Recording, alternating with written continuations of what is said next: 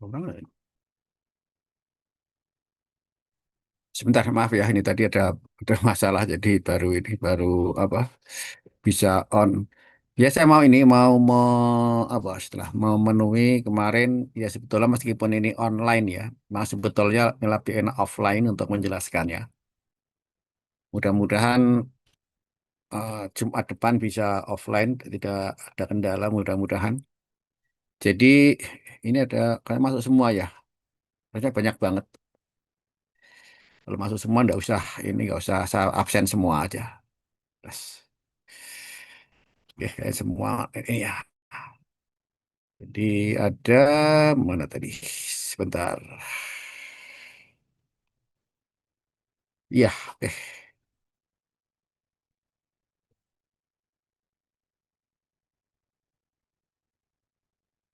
ya saya absen masuk semua ini. Begini, saya mau menjawab atau siapa kemarin itu yang nanya belum jelas mengenai ekstraksi satu tahap pengerjaannya bagaimana ya. Artinya ini begini ini ya saya ulang dan akan saya buat yang simple, mungkin bukan simple ya dalam arti gimana ya mengerjakannya. Oke, coba saya pakai ini ya, kalau pakai Excel sebentar. Mungkin saya rubah soalnya barangkali ya.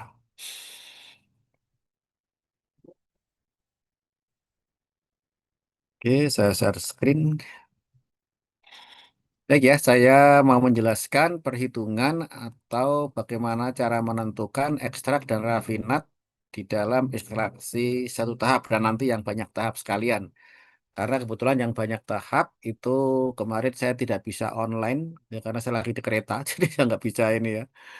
Tempatnya kayak begitu ya nggak bisa. Baik, saya akan mungkin agak merubah sedikit ya ini. Jadi ini umpan mentah 100 kilogram yang terdiri atas A soluyut dan B diluent dengan fraksi A sebesar 0,3. Oke, ini mungkin saya ganti biar ini ya, saya ganti saja. Ini taruhlah 0,4 misalnya ya, terserah ini ya, biar ini.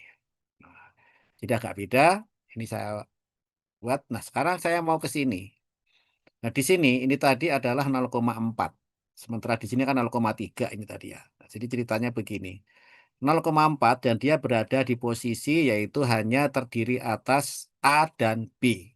Artinya dia berada di daerah sini aja. Jadi F-nya itu ada berada di daerah sini. F-nya. Sepanjang sisi tegak ini. Jadi ada di sini. Jadi ada di sisi tegak di sini. Kalau misal, ini misal ya. Misal tidak 0,4 saja, tetapi misal ini ya. Terdiri atas ini misalnya begini, saya ambilkan contoh B, diluen, dan solvent misalkan ada sisa solvent dan sisa solvent. Nah, misalkan begini. Nah, sekarang misalkan fraksi berat A sebesar 0,4 dan fraksi berat C misalkan 0,05 misalkan ya. Cukup besar lah gitu ya. Nah, nah, sekarang posisi di mana? Nah, sekarang kalau kondisi seperti ini, maka titik umpan itu tidak berada di posisi garis itu. Garis ini ya. Dia 0,04 itu berada di sini. Nah, gini. Dan dia ternyata 0,05 itu E. Jadi dia berada di sini posisinya. Nah, kira-kira di sinilah. Ya, kira di sini. Nah, gini kira-kira. Jadi letak titik ini kok kebetulan gambarnya ini ya. Saya bikin agak apa biar nah gini. Jadi titiknya berada di sini kira-kira. Yaitu dia terletak di atau karena udah dekat saya rubah boleh. Misalkan ini bukan 0,4, 0,45 misalkan. Kalau seperti itu, maka umpannya berarti ada di sini. Nah, di sini. Ini titik umpan. Dalam soal itu terdiri atas A, B, dan C. A 45, C 0,05 berada di 10%. Salah ya. Pas di titik ya. Wah, nggak seru ini. Pas di titik situ nanti mengacaukan.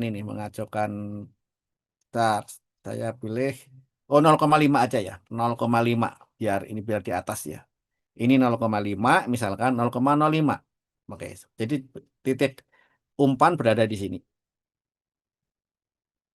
Nah, ini berada di sini. Ini titik umpannya.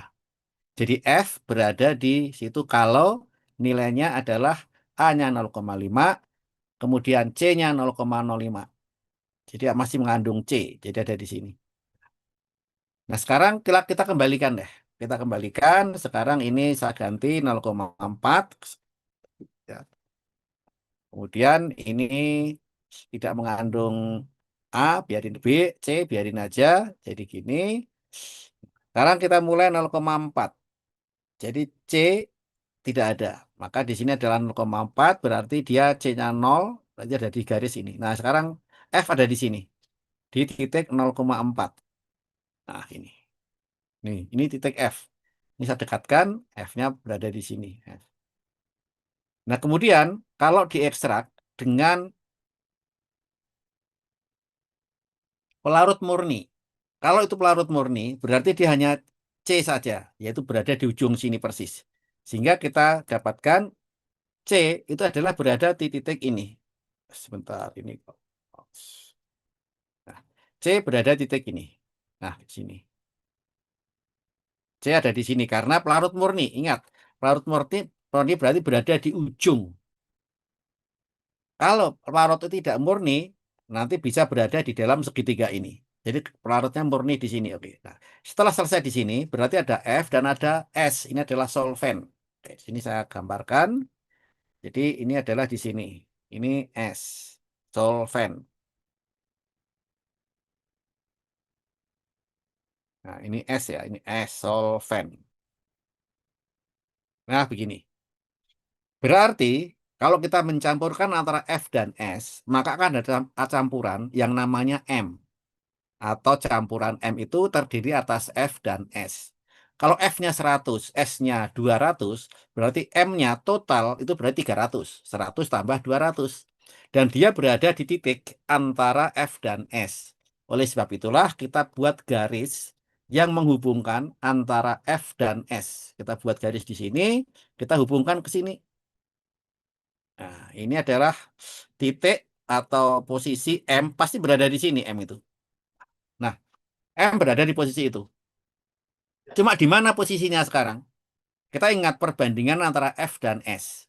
Bahwa perbandingan antara F dan S itu adalah 100 dibanding dengan 200. F dibanding S adalah sama dengan 100 dibanding 200 atau sama dengan 1 dibanding 2. Berarti Anda harus mengambil garis di mana penggal garis FM dan MS itu adalah perbandingannya 1 banding 2 itu. Nah, sekarang kita taruh M. M akan berada di titik ada di garis ini. Berada di garis. Ini sudah ada ininya ya. Saya copy dulu. Nah, malah hilang lagi ya. Nah, gini. M berada di garis ini pasti.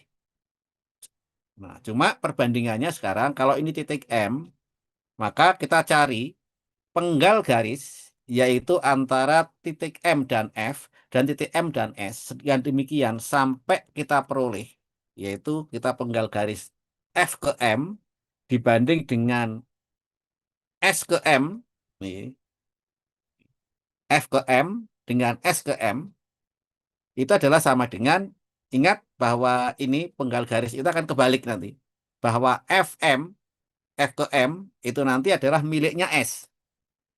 SM itu nanti menunjukkan miliknya F nanti perbandingannya. Jadi 1 banding 2, F banding 1 banding 2 itu berarti yang ini adalah FM itu adalah 1 dan ininya FM-nya adalah 2 dan ini adalah 1.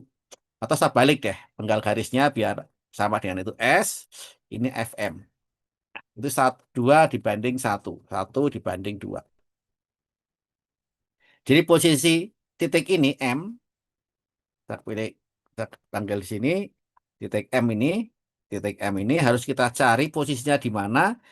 Ini belum ya. Kita tak cari dulu posisinya sampai dia menunjukkan penggal garis antara SM dan FM itu sampai mendapatkan 1 banding 2. Jadi penggal garis ini lebih pendek daripada F dan ke M. Jadi bersilangan ya. Karena kita lihat itu adalah 1:2. Atau berarti FM itu sepertiga dari ini, panjang garis sepanjang FS ini. Karena 1:2 berarti panjang garis FM itu 2/3, SM itu sepertiga. Maka kita dapatkan jadi titik M itu pasti berada di daerah sini. Nah, di sini. Nah, di posisi ini. Yaitu 66% kira-kira, 66,7 lah gitu. Di sini. Itu titik M. Nah, di sini. Dengan perbandingan SM dibanding dengan FM, jadi panjang garis yang ini dengan garis yang itu menunjukkan yaitu nilai sekian. Oke, saya perbesar ya. Mau saya coret-coret karena di situ nggak bisa nyoret. Nah, jadi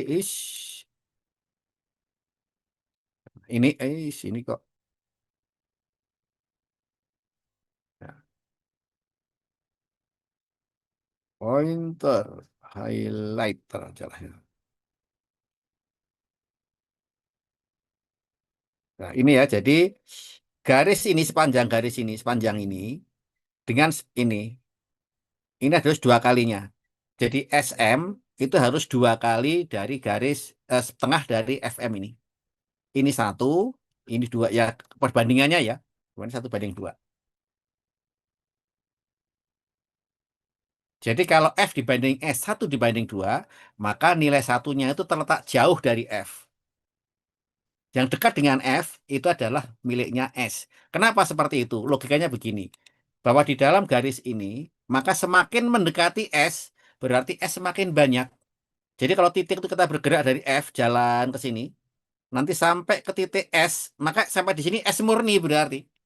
Kalau kita berjalan mendekati ke sana, makin ada F makin banyak, makin banyak, makin banyak, ini F makin banyak, terus sampai di sini tinggal F saja, S-nya nggak ada.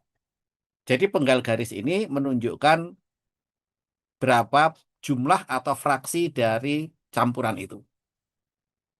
Kalau Anda sudah dapatkan titik M, karena titik M berada di dalam kurva distribusi, ini kan kurva distribusi yang bentuknya lengkung yang warna biru ini, maka titik M itu tidak pernah tunggal, dia akan langsung terpecah jadi fraksi rafinat dan fraksi ekstrak. Otomatis itu. Nah, dari sini maka kita tinggal membuat garis, yaitu garis melalui M, sebentar, melalui M, dan garis itu adalah kira-kira ya hampir sejajar dengan garis tie line ini. Jadi kita ambil garis ini ya tie line tambahan.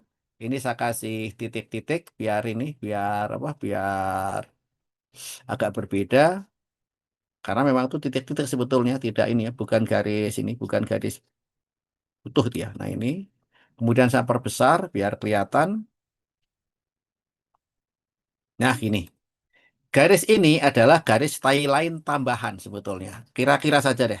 Ini garis aslinya kan ini. Ini garis yang ada di ini, yang ada di gambar. Garis asli tie line adalah ini. Ini. Nah, karena M ada di situ ya, kira-kira ada di sinilah. Kayaknya kira-kira di sinilah. Di sini.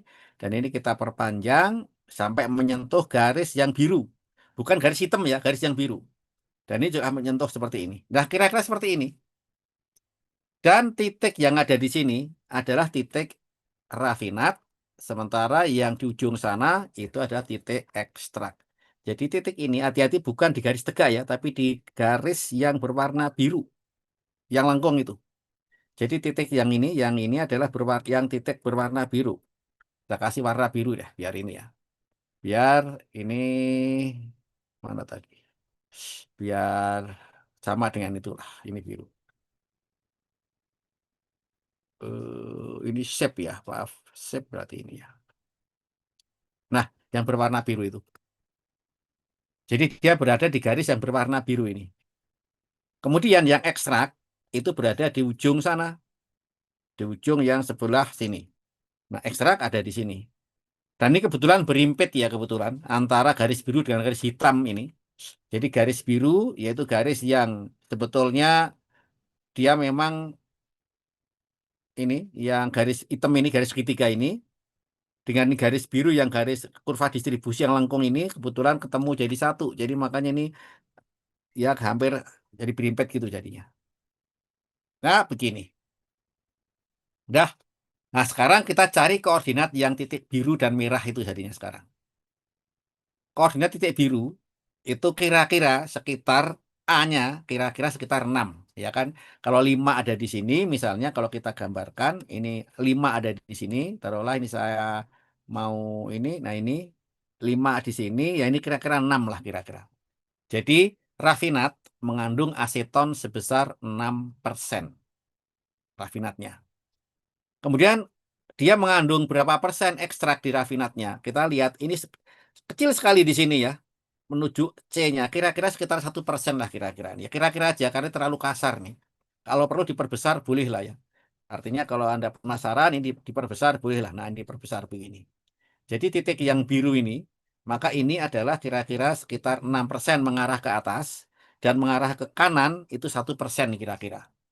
Jadi kita dapatkan B A-nya 6%, C adalah 1%, berarti B-nya adalah 100 dikurangi 6 dikurangi 1, yaitu tinggal 93%. Nah, sekarang kita masuk ke rafinat. Rafinat sekarang saya perbesar ini. Ini saya perbesar rafinatnya. Nah, ini saya perbesar. Nah, ini kita lihatin. Rafinat itu ternyata kebetulan berada di titik ini. Jadi ini kira-kira 85%. C. Jadi ke arah kanan ini adalah ke arah solvent yaitu C. Jadi di sini kita dapatkan C-nya adalah 85. Berapa nilai A-nya? A adalah yang ke atas. Kita lihat ini adalah sumbu A. Nah, kita lihat ke sini. Kira-kira saja, ya ini hampir 15. Hampir 15 ya. Anda bulatkan 15 juga boleh karena itu kebetulan kasar atau ya tidak terlalu teliti. Atau kalau mau agak 19 boleh lah. Taruhlah A di situ 19 dan C-nya 85. Kayaknya 85. Jadi 85 14 atau 19 ya. 14 ini kira-kira 14 ini. Jadi B-nya adalah 1%. Jadi ekstrak mengandung A sebesar hanya 14%, sementara solvennya berisi 85% solven dan B-nya mengandung 1%. Jadi kita lihat yang tadi semula kita punya 40% tadi setelah kita ekstrak dengan 200 kilogram seperti ini hasilnya. Ya. Jadi ekstrak dan rafinat itu berada di garis kurva keseimbangan yang berwarna biru titiknya. Sementara yang berwarna hitam, yang kotak-kotak itu adalah gambaran dari diagram yang dari segitiganya. Ya, ya ini adalah yang saya katakan oh, eh, ekstraksi dengan satu tahap. Ya, mudah-mudahan dari sini yang apa Anda bisa mengerti cara mengerjakan bagaimana ekstraksi satu tahap. Baik, sekarang saya lanjutkan yaitu yang kedua. Nah, sekarang kuliah yang kemarin yaitu pada dasarnya yang ekstraksi banyak tahap. Jadi harusnya kemarin banyak tahap, sekarang akan saya cari saya 12 sekarang. Nah, sekarang kita lihat ini kuliah kemarin ya. Jadi langsung ilustrasi karena kalau ini di teorinya agak malah nanti hilang, langsung aja ilustrasi. Campuran sebanyak 100 kg per jam larutan 44% aseton dalam air diekstrak dengan TCE 112 dalam ekstraksi banyak tahap. Rafinat akhir mengandung, kita harapkan ya ini kita maunya 5% aseton. Tentukanlah solvent minimum, jumlah tahap, dan komposisi ekstrak dan rafinat jika dipakai laju minimum atau kali laju minimumnya.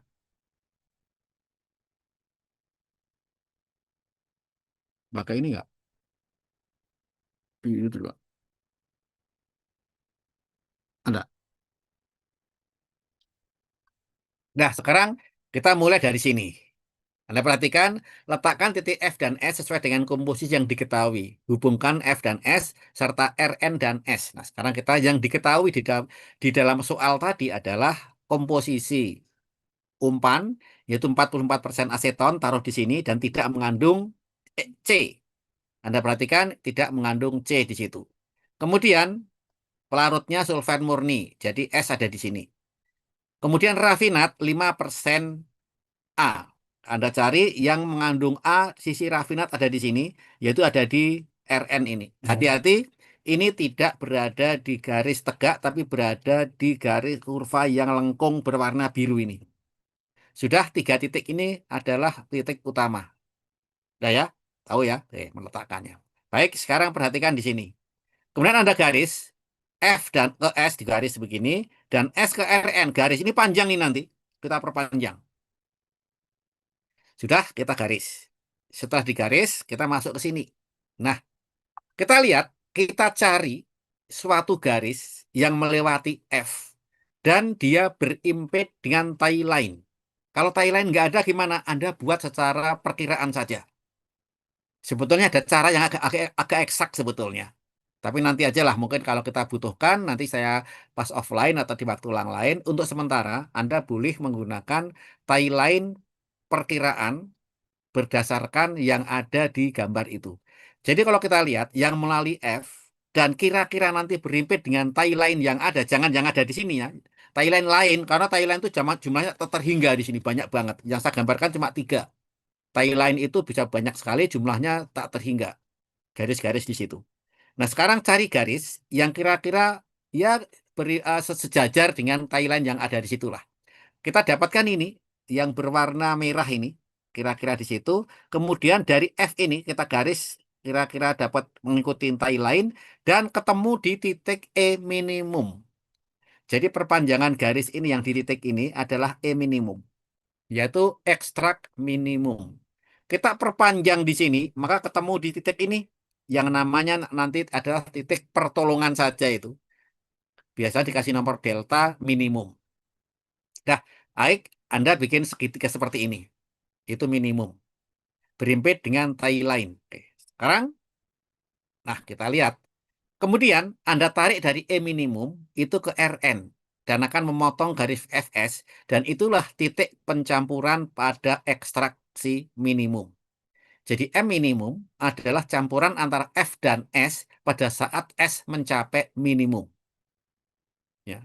Jadi kalau es atau solvent itu sedikit, sedikit, sedikit, sedikit, maka lama-lama dia pas di titik terakhir pada ujung di bagian ekstraksi itu akan mengalami kejenuhan. Dan itulah berarti salju solvent minimum. Persis seperti di dalam absorpsi juga. Baik, kita udah dapat ini ya. Udah dapat. Nah, sekarang Anda lihat perhatikan di sini. Nah, sekarang kita dari sini sebetulnya mencari titik M. M-nya di mana masalahnya? Sekarang dasarnya di sini. Sekarang kita lihat M. M minimum tahu ya? Sekarang Anda cari perbandingan antara FM minimum dan SM minimum. Jadi Anda cari perbandingan garis ini. Panjang garis ini terhadap panjang garis ini. Dan itu menunjukkan adalah F dibanding S minimum. Jadi kalau Anda ini taruh ini panjangnya A dan ini panjangnya B, pakai bawahnya ini aja ya skalanya.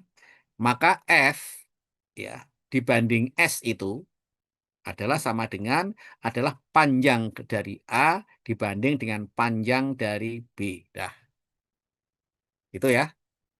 Dan itu Anda ukur berdasarkan yang ada di gambar itu ketahuan lah. Karena M kira-kira itu kira-kira yaitu berada titik di 20-an 2 kira-kira. 22 sementara yang sisanya berarti 78 itu berada di sisi A. Jadi perbandingan antara A dibanding B sekira-kira 78 dibanding 2. Kira 22. Ya. Nah, dari situ kita tahu kalau F-nya ada dan ini diperoleh, maka Anda tahu yang namanya S minimum. Anda hitung S minimum tentunya dari sini adalah perbandingan garis itu, yaitu sama dengan tepi kali tepi sama dengan tengah kali tengah. Tepi kali tepi adalah F dikalikan B, sementara tengah kali tengah S kali A, jadi ini dibagi dengan A. Atau SM sama dengan F dikalikan B per A. SM diperoleh? Peroleh. Nah sekarang tadi ada pernyataan bahwa S adalah 1,5 kali S minimum. Di sini kita peranannya. Sekarang kita cari bahwa S ini es ini adalah 1,5 kali es minimum yang kita peroleh di depan tadi. Nah, kalau es minimumnya tahu, ya esnya tahu. Sehingga Anda perbandingan F dibanding S, Anda tahu juga. Di mana itu? Cari sampai F dibanding S adalah diperoleh sama dengan SM dibagi FM itu nilainya S-nya adalah 1,5-nya. Sehingga kita dapatkan ini nanti adalah miliknya si Intarolah A dan ini adalah B operasional. Jadi dari sini maka kita sudah dapat titik M. Titik M diperoleh atas dasar perbandingan F dibanding S. Jadi M diperoleh atas dasar perbandingan antara F dengan S. Selesai? Nah, kita dapatkan itu. Kalau sudah M diperoleh, Anda tarik E, M dengan Rn ditarik. Jadi dari Rn kita tarik melewati M, karena dari diperoleh, maka kita dapatkanlah titik E1 atau ekstrak tahap pertama. Kemudian dari E1 kita tarik melewati F, panjang terus. Nah, ini adalah garis pertolongan delta. Jadi Anda dapatnya ini dari sana ke sini, berdasarkan M kita dapatkan E dari sini menuju ke sini garisnya.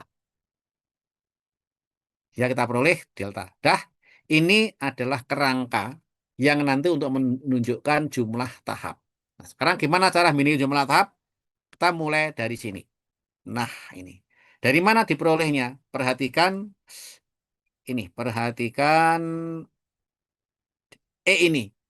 Bahwa E ada, itu pasti ada R.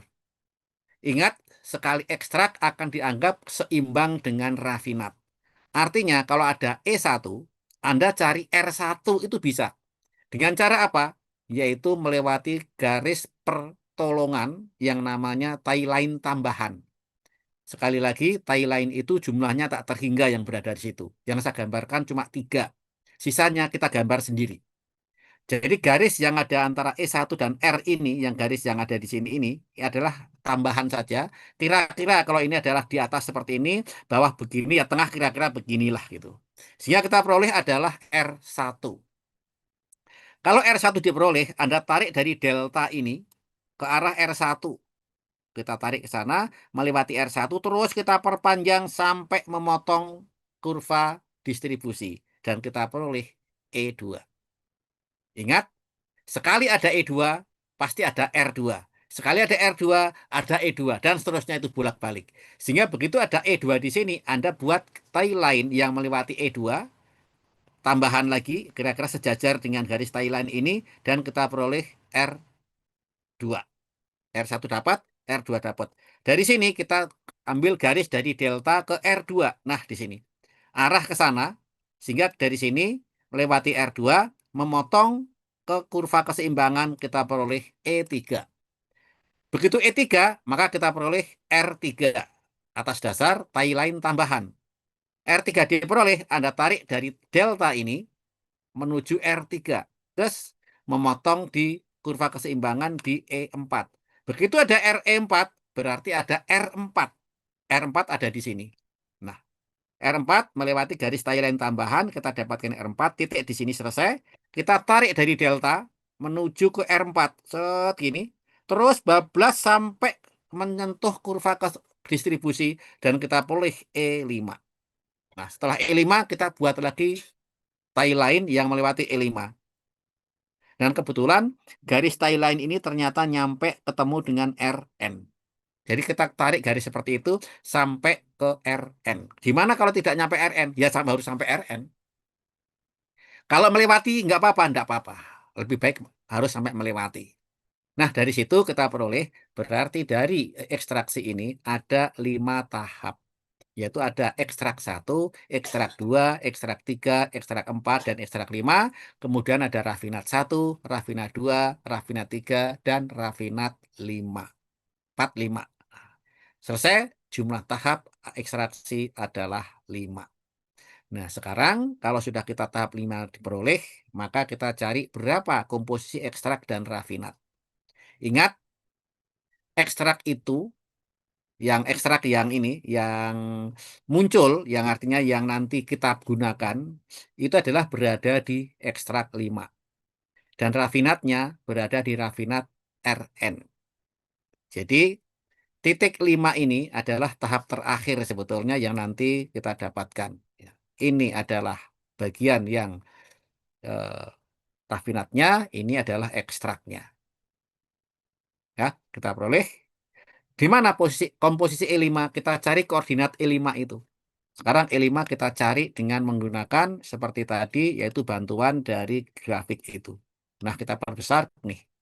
E5 itu kira-kira mengandung ini mengandung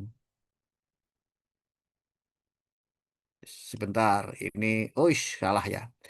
Ini arahnya dari mana nih? Oh, Rn ini ya. Rn bagian akhir rafinat ya. Oke, maaf. Karena Rn bagian akhir rafinat, maka berarti E1 ini adalah ekstrak yang dihasilkan. Ya, jadi ekstrak yang dihasilkan ini, bukan E5, maaf. Karena ini counter current masalahnya ya. Counter current. Jadi E1 adalah ekstrak yang kita peroleh, Rn adalah rafinat yang kita peroleh, F adalah umpan yang kita berikan, dan S adalah solvent yang kita alirkan. Jadi kita lihat di sini, maka laju alir komposisi A adalah A mengandung, ini kita lihat sekitar 40, ini 45, ya sekitar 40-an 7 ini. Jadi mengandung yang namanya ekstrak itu mengandung A sebanyak 47%. Sementara C-nya kita turunkan ke bawah di sini, kira-kira ya kalau ini kita lihat di sini mungkin sekitar 40 berapa ini. Itu tadi 47 ya agak ini ya. Masalahnya ya kita akurat ini. Ya, nggak kita akurat ini mungkin bukan 46, 47, yang 47 ini 47 juga ya berarti 94 ya. Maka sisanya 6%-nya itu adalah berarti B. Jadi A-nya ada 47%, C-nya ada 47%, dan B-nya ada 6% kira-kira ya. Mungkin di situ agak berbeda nanti. Rn-nya 5% A, kemudian S-nya ya kira-kira 1%, kecil banget. Dari sisanya B adalah berarti 94%. Nah, dari sini, nah ini jadi tugas ya. Kemudian, berapa jumlah ini ya? Berapa jumlah atau berapa laju alir, ekstrak, dan rafinat? Anda bisa menggunakan raca massa, akan lebih teliti, atau dari sini aja langsung tahu. Ingat bahwa F jumlah tambah S itu sama dengan M. Dan M akan sama dengan E1 ditambah Rn. Jadi kalau F misalnya 100 kilogram per jam, dan S diperoleh setelah dihitung tadi ternyata misalkan 300 kilogram per jam, maka totalnya 400. Berarti E1 tambah Rn itu jumlahnya harus 400. Sementara E1 dan Rn itu melewati M. Berarti E1 adalah jumlah yang kita peroleh atau kita dapatkan, yaitu perbandingannya ini. Ini bagian ini, taruhlah ini adalah C misalnya, dan ini adalah sama dengan D, maka berarti E dibanding R itu adalah C dibanding D. Jadi ekstrak yang ke satu itu dibanding dengan Rn itu adalah sama dengan C dibanding D. Ingat berlawanan ya. Kita ukur aja ini. Kalau ini pakai penggaris boleh, pakai silakan lah. Pokoknya kita ukur perpanjangan garis C dan D perbandingan berapa, sehingga E dibanding R tahu sekian banding sekian, dan E tambah R adalah sama dengan F ditambah S. Ingat, kita anggap tidak ada kebocoran, sehingga E tambah R sama dengan F ditambah S. Nah, misalnya tadi 400, maka E tambah R sama dengan 400, E dibanding R perbandingannya adalah ini. Sehingga Anda tahu berapa E dan R. Ya, itu dengan menggunakan diagram segitiga. Kalau Anda mau menggunakan raca massa, boleh. Ya, kalau ini karena ini sudah terlanjur menggunakan diagram, ya silakan diagram semua aja sih gitu ya. Toh ini ekstraksi itu agak kasar ya, jadi kita perkirakan ini ya, kita perkirakan saja hasilnya.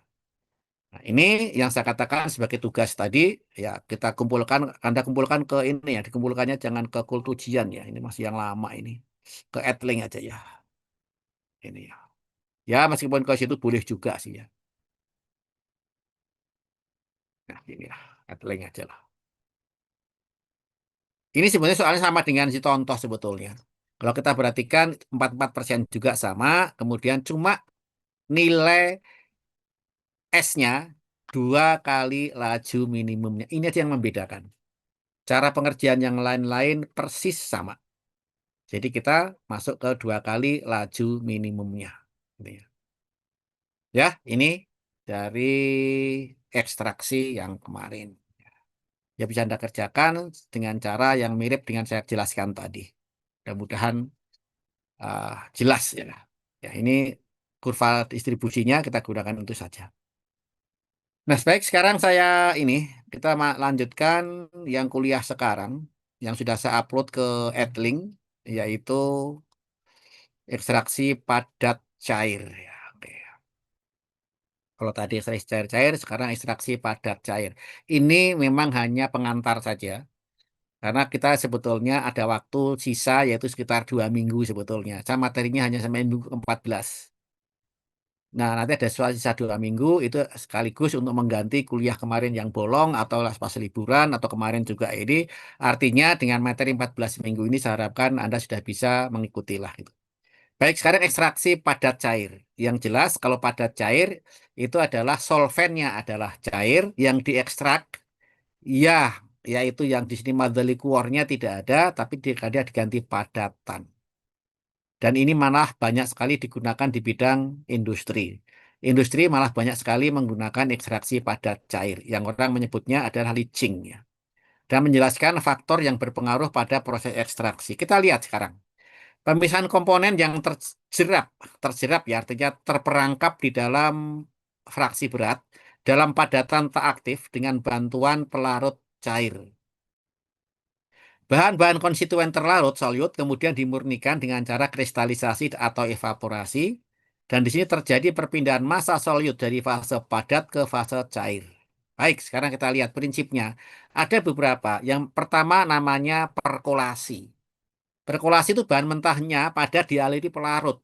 Jadi ibaratnya ada padatan, kemudian kita taruh di keranjang, dan keranjang itu kita kasih larut, apa larut, dia alirkan pelarutnya. Jadi pelarutnya ngocor terus gitu. Maserasi perendaman di sini. Bahan mentah padat direndam dengan pelarut, dipakai jika jumlah solut sedikit tetapi sangat berharga. Kita memasak, bikin sayur mayur itu maserasi sebetulnya. Dan itu adalah proses leaching. Jadi sebetulnya Anda tuh setiap hari makan dari proses leaching sebetulnya. Kita masak daging, masak masak sayur itu semuanya proses leaching semua itu. Dan leachingnya adalah maserasi. Kemudian maserasi bertekanan. Nah ini adalah teknologi relatif baru di mana di dalam perendaman tadi dibuat suatu tekanan yang tinggi sehingga nanti diharapkan solvent itu menembus masuk ke dalam celah-celah pori-porinya padatan karena ditekan. Karena masuk, otomatis dia langsung melarutkan solut yang berada di dalam padatan.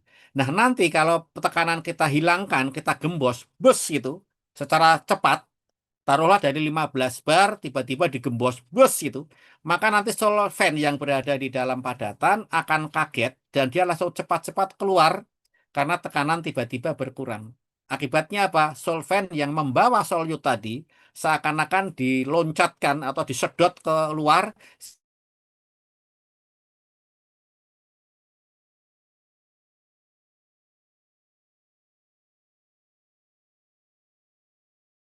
itu bisa menyerupai banyak tahap pada operasi ekstraksi leaching yang biasa. Nah, faktor yang berpengaruh jelas ukuran dan distribusi padatan bahan padat semakin kecil, otomatis akan semakin mudah terjadi ekstraksi. Tapi semakin halus itu nanti juga semakin ribet, semakin sulit kita melakukan penanganan. Suhu tentunya semakin tinggi, biasanya solut akan semakin mudah larut. Sifat solvent hendaknya memiliki daya melarutkan yang besar, tapi viskositas yang rendah dan titik didih rendah agar nanti mudah dipisahkan. Gerakan relatif bahan artinya kalau bisa diaduk.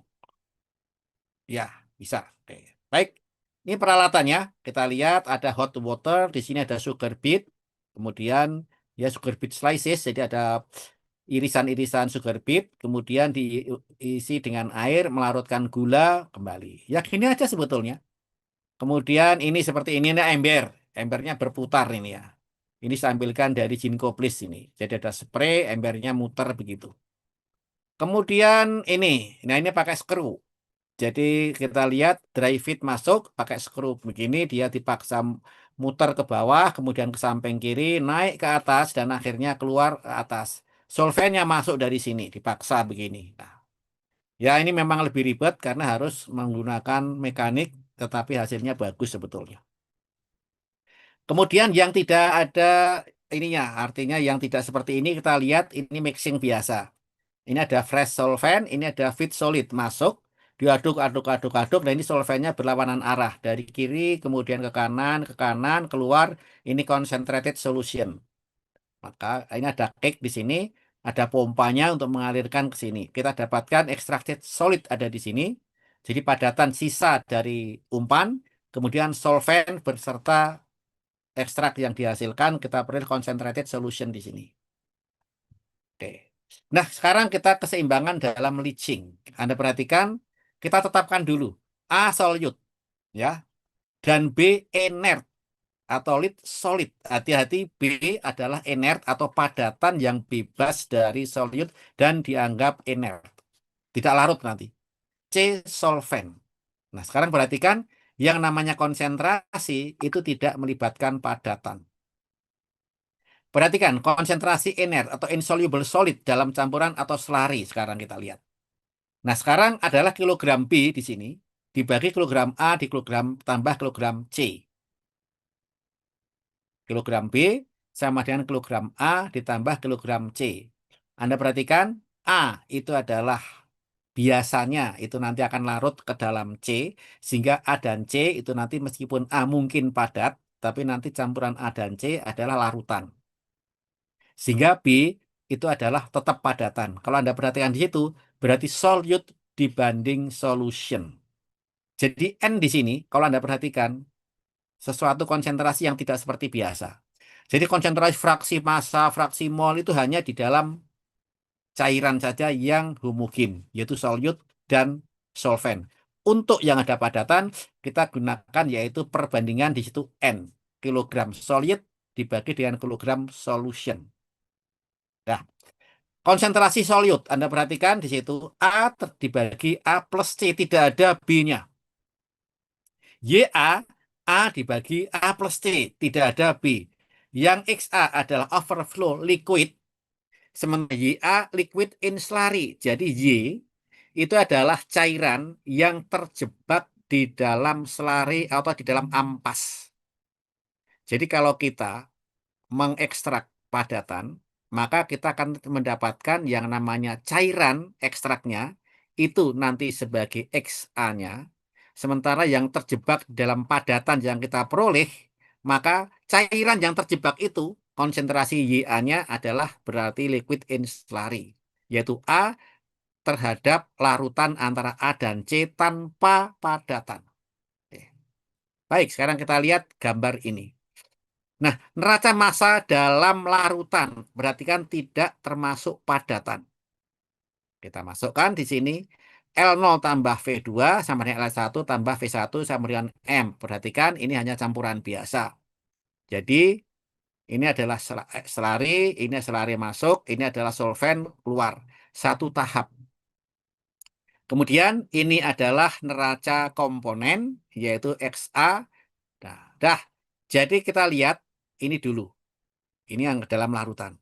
Nah, sekarang masalahnya B-nya di mana?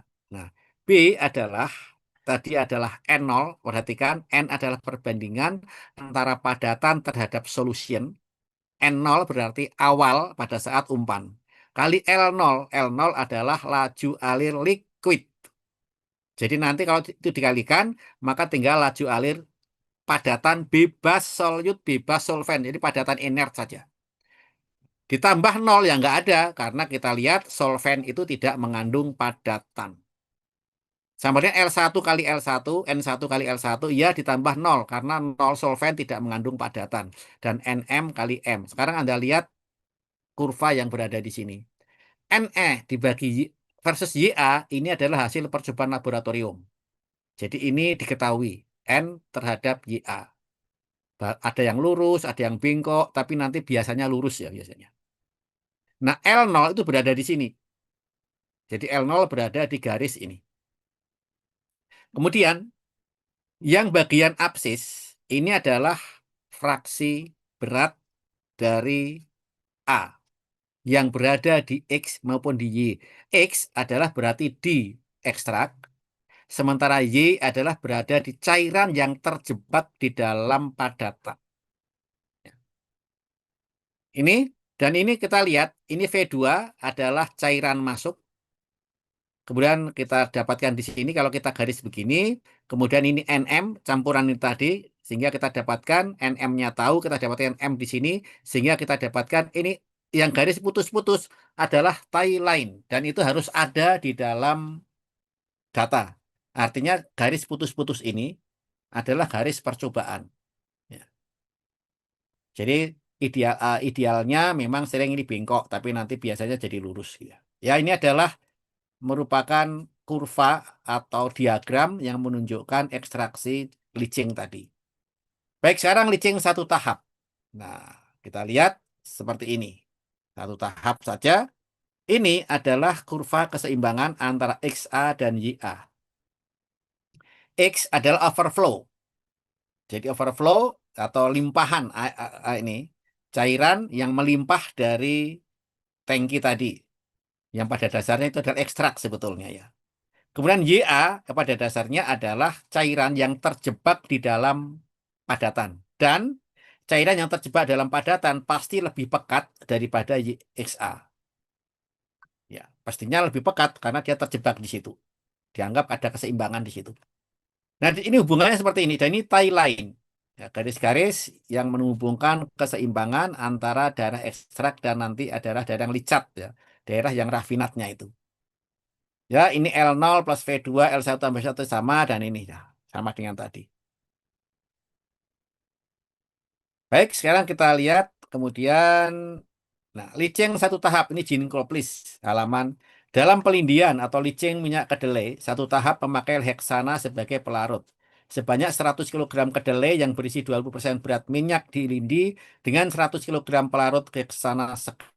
Nilai N dalam lumpur aliran bawah atau slurry underflow konstan 1,5 kg padatan per kilogram larutan. Jadi N-nya garis lurus yang terbawa. Hitung jumlah dan komposisi aliran atas overflow V1 dan aliran bawah underflow L1 yang meninggalkan tahap. Nah, kita lihat. Nah, ini. Solvent kita tahu tadi 100 kilo. Kemudian dia tidak mengandung solut solventnya. Berarti dia murni C. Terdiri atas C 100 kg karena dia solvent murni. Umpan 100 kg terdiri atas 20 kg A dan 80 kg B. Tidak mengandung C. Jadi N0 B dibanding A yaitu 80 kilo dibagi 20 yaitu 4. YA0 1 dan YC0 0. Perhatikan ya. YA0 karena tidak ada C. Dia hanya A saja. Ya pasti fraksi molnya, fraksi beratnya 1. Lokasi titik M dapat dicari dengan aturan lengan atau dari neraca massa ini silakan. Kita lihat di diagram saja ya. Kalau neraca ini kan tinggal masukin ke nilai itu dapat itu sudah. Oke, kita lihat ini. Tadi hasilnya ini tadi kita dapatkan N versus YA. Kita dapatkan ini nilainya. Kemudian tadi N04. Nilainya N04 kan tadi di sana. Itu 4 kan N0-nya. N04 dia berada di titik ini YA-nya 1. YA 1. Jadi ujung-ujung sini. Kenapa 1? Ya karena YA-nya 1, L0 dari sini. Titik di sini. Kemudian V2-nya sama dengan 0 karena di V2 pada dasarnya dia tidak mengandung apa-apa kecuali solvent saja, murni. Ya. Jadi dia dalam hal ini dia adalah murni C saja, tidak mengandung A. A-nya 0 jadinya. Dah garis ini kita tarik L0 sampai ke V2 yang sama dengan 0 tadi. Saya sampai di sini. Nah, sekarang ini ada garis-garis tie line sebetulnya. Dari sekian banyak garis line. Kemudian kita lihat sekarang tadi yang diketahui di sini. Nah, kita lihat ini 100, F-nya 100 kg sudah kita dapatkan. Nah, dari neraca massa ini boleh kalau kita lihat mau XAM ya, kita dapatkan neraca massa. L0 plus V2 sekian, sekian, sekian, L0, YA0 segala macam Anda dapat. Yang tidak tahu adalah XAM. Karena ini sampelnya 120 kali XAM, kalikan M. M-nya 120 kan. Nah, jadi kita dapatkan ini ternyata yaitu dari nilai ini XAM 0,167. Oke, sekarang kita cari di sini. Nah, di sini ini adalah garis 0 sampai 1. X maupun Y. X kita cari yaitu sebesar 0,167 ada di sini berarti. Nah, di sini kita cari garis tie line ke atas, akhirnya memotong di sini ada M dan di sini ada L1. Jadi kita L1 kita peroleh dari kurva ini sebetulnya. Jadi dari ini YAI sekian dan XAI sekian. Nah, NM kalau kita mau mencari kita dari ini. Ya B N0 kali L0 tentu sama dengan NM kali NM dikalikan M. M-nya 120. Jadi NM-nya 0,667. Jadi titik ini, nah ini nilainya 0,67 Pak ini ya. Tinggi dari sekian ini, tinggi ini 0,667. Ya, jadi Anda bisa menggunakan raca massa ini atau Anda menggunakan persamaan ini, kemudian mencari NM sehingga diperoleh titik M. Dari sini kita dapatkan, maka kita dapatkan L1 dan V1. Jadi L1 dan V1 Anda peroleh dari perhitungan ini tadi, atau Anda menggunakan langsung dari kurva, dari grafik ini. Hasilnya ya teliti dengan rasa masa oke, tapi tentunya apa praktisnya memang menggunakan grafik. Nah, dari neraca massa aturan lengan, Anda perbandingan lihat bahwa L0 dibandingkan V2 berarti sama dengan garis ini dibanding garis itu. Aturan lengan biasa yang tadi kayak tadi lah. Kemudian L1 dengan V1 perbandingannya, L1 banding V1 sama dengan penggal garis yang bawah dibanding dengan penggal garis yang atas. Ya pokoknya perbandingannya kebalikannya ya, yang ujung di sana. Dari situ maka kita dapatkan yaitu besarnya L1 dan P1 dan komposisi YA1 dan XA1. Udah sampai di sini udah selesai. Kebetulan YA dan sama ya ini. Nah, memang YA1 dan X1 tidak selalu beda, tapi kalau itu ternyata dalam beberapa hal sering memang sama. Jadi yang terjebak itu sama dengan yang itu. Dah sampai di situ, maka ini adalah ekstraksi satu tahap. Ya. Nah, ini ada soal latihan. Ulangi seperti contoh sebelumnya. Silakan Anda bikin latihan saja. Ini ada kunci jawabannya. Sambilkan dari Jinko, please. Kemudian ini ada tugas. Ya, tentunya tugas ini kalau karena ini berurutan ya tugasnya. Jadi boleh saja ini tugasnya nanti saja nggak apa-apa lah ya. Add link ya ini ya. Ya, ini. Kalau nggak salah yang itu sudah saya ini. Artinya kalau Anda mengerti ini, kemudian Anda mencoba yang satu ulang latihan ini, saya yakin mengerjakan ini pasti bisa gitu ya. Karena sama sebetulnya. Ya, demikian mengenai ekstraksi satu tahap cair-cair dan ekstraksi banyak tahap cair-cair dan ekstraksi satu tahap padat cair. Ya, ya mudah-mudahan jelas atau tidak ada kesulitan. Nanti Anda pelajari dulu. Jadi Anda tidak usah khawatir.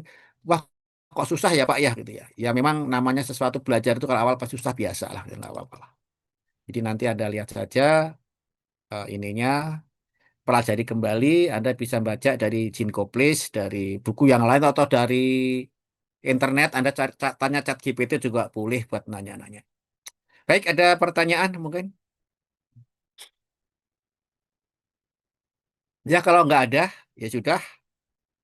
Ya, masih ada waktu kira-kira 1 jam, jadi Anda masih bisa buka-buka, nyari-nyari pelajaran itu atau mencari-nyari belajar sendiri. Kalau ada kesulitan, Anda boleh WA saya, nanti bisa diskusi lewat WA, boleh terbuka lah gitu ya. Baik, akhir kata, wassalamualaikum warahmatullahi wabarakatuh. Waalaikumsalam warahmatullahi wabarakatuh, Pak. Ya, mulia. Ya, ya, mulia.